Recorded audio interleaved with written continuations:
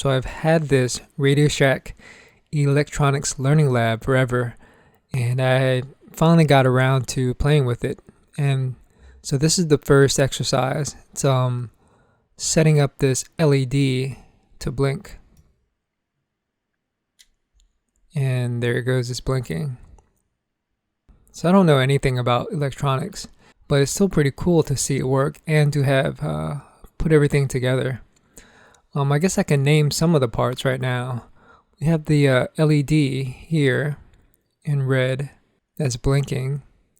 And we have the breadboard in the middle where everything is plugged in. So these things here with the black ends, these are capacitors, and they store an electrical charge. Capacitor smooth fluctuating signal.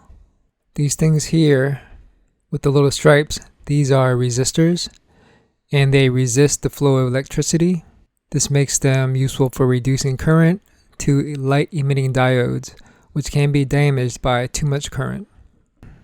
And there's also a modification where if you add a different capacitor, another capacitor, this big one here, it will slow the rate of the flash to about once every 2 seconds.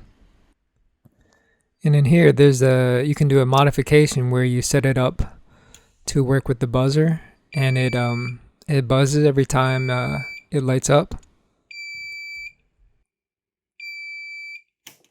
And then if I remove the capacitor that I added to slow it down, it'll go back to the original rate, and it'll also beep at the original rate. And these are some of the diagrams that came with it. Hopefully I'll figure out what these are at some point, but right now I don't know what anything is. But they do have step-by-step instructions which help you figure out what to do exactly. So overall, this has been really fun. It's a lot easier than I expected, although I still have no idea what anything does, and I'm just barely getting started. But hopefully I'll continue and see where this goes.